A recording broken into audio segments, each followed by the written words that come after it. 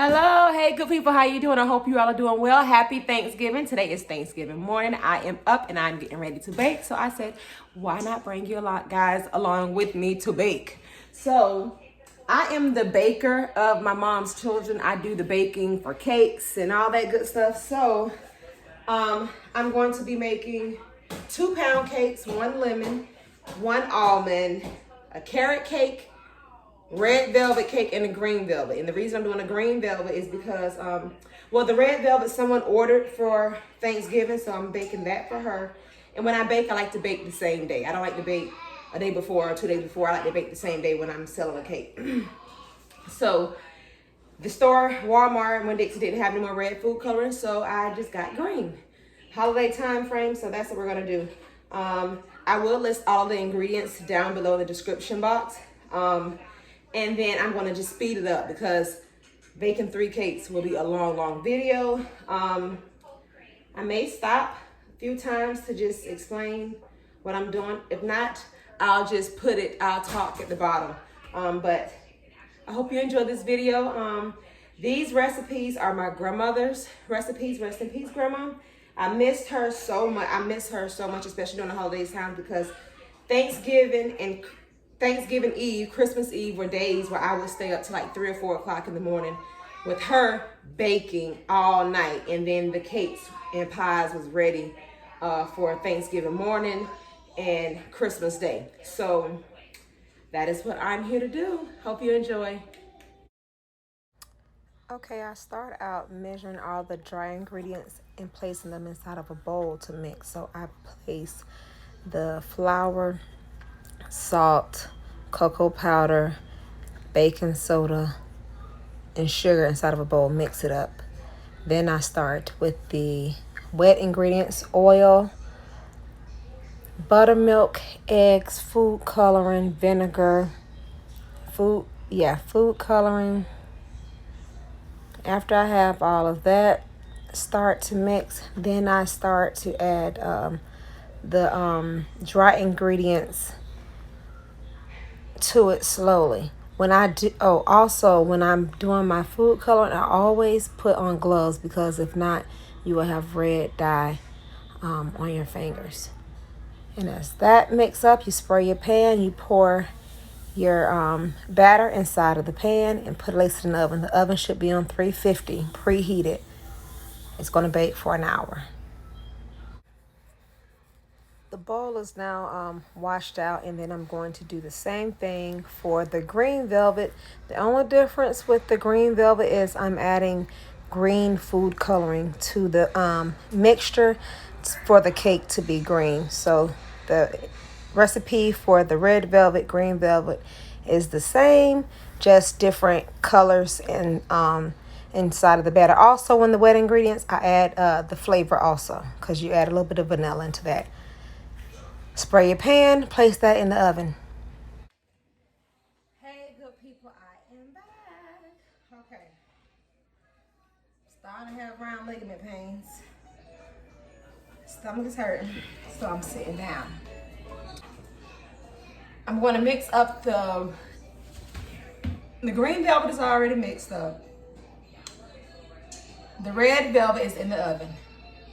The carrot cake and the red velvet I'm going to put in the oven the same time.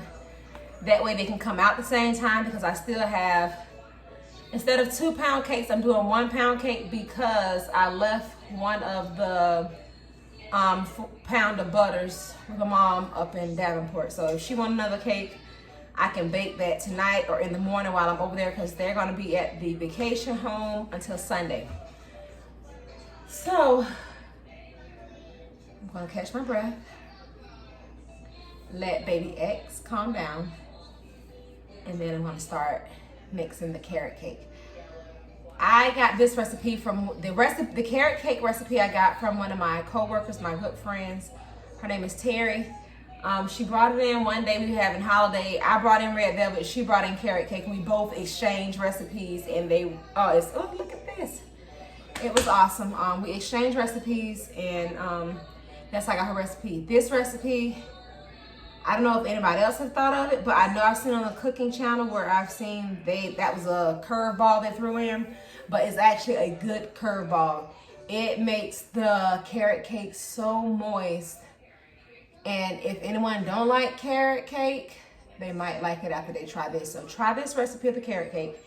And then my mom want me to put crushed pineapples in it, but I've never done crushed pineapples, but I saw on the Food Network Baking Championship, one of the ladies, her mom's recipe calls for crushed pineapples, but I'm not gonna do that. I'm not doing that today. I have crushed pineapples.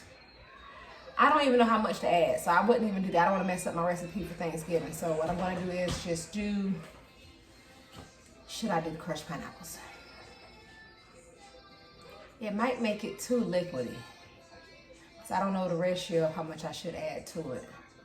I'm not going to do it today. I'll do that on a day when it's just us, me and my family. With no further talking, I'm going to start now.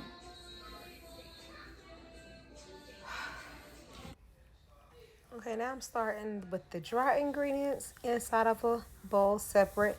It's going to be the flour, the sugar, the salt, the cinnamon, all of that mixed up inside.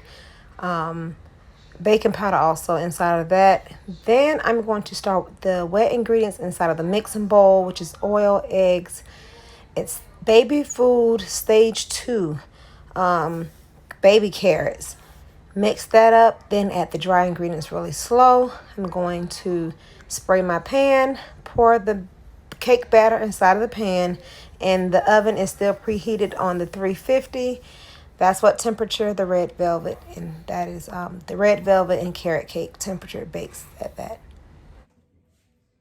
Hey, good people. Okay, just finished mixing up the carrot cake. As I was finishing up the carrot cake, the red velvet is right there. Took that one out.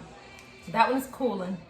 I'm actually gonna put it on top of sitting on top of the deep freezer because the oven is hot and I don't want it to keep it hot. I want it to cool down. So I'm gonna put a rack over there, set that over there, and then I have to whip up the pound cake. Pound cake is very expensive. Red velvet and pound cake are two expensive cakes because the red velvet it doesn't take it has a lot of different ingredients. So when you initially buy the ingredients for a red velvet, it's going to be expensive, but it goes a long way. The ingredients goes a long way. So that being said, for a pound cake, takes a pound of butter. I don't shortcut my pound cake. I do a pound of butter, 4 sticks, and it's butter. Some people may use margarine. I don't know. I've never tried that, but my grandmother taught me butter, and she always told us to get the butter, unsalted butter, with the Indian on it. She didn't remember the name of it. She said it has an Indian on it. So it takes a pound of butter, 6 eggs, so a half a dozen of eggs, 6 eggs, and the rest of the ingredients, not that many ingredients. My pound cake that I do, it calls for sour cream. It helps it stay moist. It bakes very well. Use sour cream, and then when I flavor my cake, I always use a base of vanilla, and then I add whatever flavor that I'm going to use. So I don't, like if I make an almond pound cake, I use vanilla and then almond. If I use lemon, I use vanilla then lemon. So that's how I do that. But if I just do butter and vanilla, then I'm just going to use straight vanilla. But anyways, I'm going to start that off. I need to go get a new spatula because I have to whip my icing up. And Buddha baby, I think he hid my spatula last night, so I took it from him. And I think he hid it. I don't know where it is. I haven't seen it. So I need to run to Dollar Tree to get a new spatula. So when I spread the icing on the cakes, it'll have some sort of a swoop. I can't do it with a spoon, so I probably could, but I want it to be smooth and all together. Okay, so I'll be back. Okay, so the pound of butter is softened. 1 pound of butter, 4 sticks of butter, unsalted. Add the sugar, cream that together, add the eggs, one at a time, the flavor, the sour cream, If you want to add any food coloring, you can add it at that time. And then you start to add your dry ingredients to it slowly, and it's going to be a thick consistency. So when you spray your pan and put it in there, you have to get the bubbles out of it before you place it inside of the oven. Okay, now I'm mixing together the cream cheese icing. My cream cheese icing, I don't like it really, really sweet. So I use salted butter and my cream cheese. I mix that up, and then I add the flavor. My powdered sugar, I add to my tasting. So I don't measure when I'm doing my cream cheese icing. I don't like it sweet, sweet. I like to be able to taste the cream cheese. And then that's to your tasting, and that will be all. But make sure it's really, really smooth so you don't have lumps in it. Okay, good people, the cakes are done. Icings are done. Let me show you the red velvet. I'm going to show you the red velvet.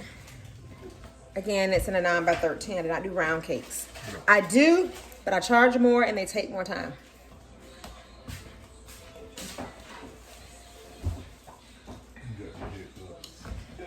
This is the red velvet. Pecans on top. I hope you all try this recipe and you love it as much as my family do. Let me show you the carrot cake and the green look the same because the icing's on top, but that's basically how they look. The pound cake is the last one, so I'll just show you a picture of that. It's in the oven. It has 10 minutes left. When I take that out, let it cool. By the time it finishes cooling, I will have dropped this cake off, went to see my mother-in-law, and then stop by, pick it up, and head out to my family. I will do a little clip of everyone at the family Thanksgiving dinner.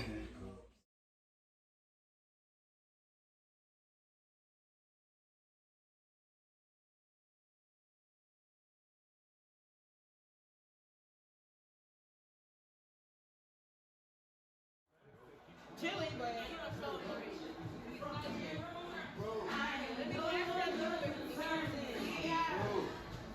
who done lost out of? Oh my God! It's just with the kids, and Kai can take us. Unsalted. I don't know about all that. It's just over there. Come over a little bit more toward you. Yeah, 23rd. Hey, good looking. Come on, cat. I said, look, babe, look. Did daddy look too? Did daddy look too? He go turn around and look at that old look, slick look. She wasn't talking to you, nigga. Who you talking to? Yes, you will. Yeah, you know I was talking there, yo. You know I was talking there, yo. Good morning. Thank you for coming back.